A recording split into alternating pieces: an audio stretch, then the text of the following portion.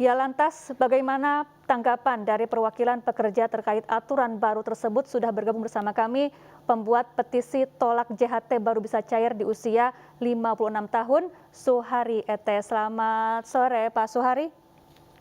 Ya, selamat sore. Pak Suhari, hingga kini sudah ada lebih dari 120.000 orang menekan petisi online yang Anda buat. Tanggapan Anda, Pak?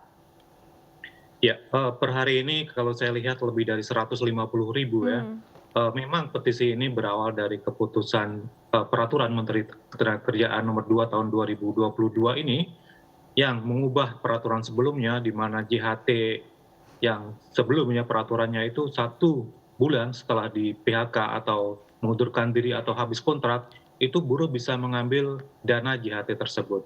Tapi Hmm. dengan peraturan yang baru ini, baru usia 56 tahun bisa diambil. Tentu hal ini memberatkan kami sebagai buruh dan tentu saja kawan-kawan di buruh Hmm. semuanya menolak keputusan peraturan Menteri Ketenagakerjaan ini. Hmm.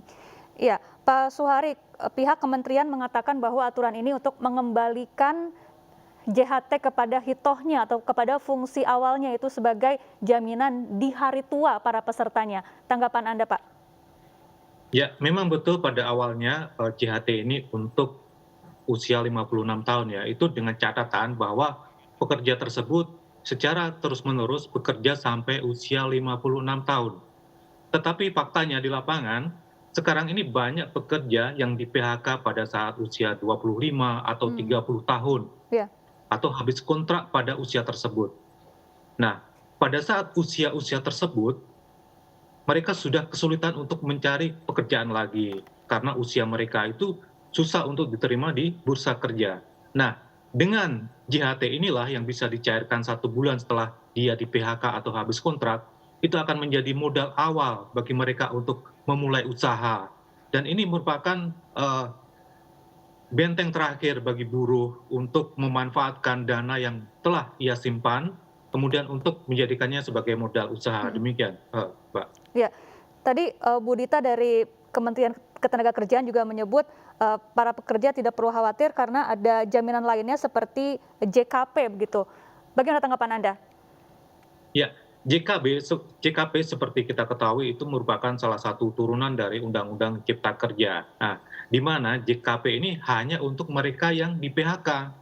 Hmm. Sementara bagi pekerja yang habis kontrak atau mengundurkan diri, itu tidak berhak atas JKP. Nah, sementara kita tahu sendirilah berapa pekerja sekarang ini yang statusnya itu permanen kemudian dia menerima PHK. Hmm. Sementara yang habis kontrak atau karena alasan tertentu dipaksa untuk mengundurkan diri, itu kasusnya lebih banyak saya kira, dan Ya. itu tidak bisa memanfaatkan dari JKP tersebut. Ya, Pak Suhari, dalam aturan ini JHT juga bisa cair sebelum pesertanya berusia 56 tahun, tapi hanya 30% untuk kepemilikan rumah dan 10% untuk keperluan lainnya. Apakah itu cukup? Iya, 10% saya kira tidak cukup lah untuk Hmm. memulai usaha, dan 30% itu kan untuk perumahan.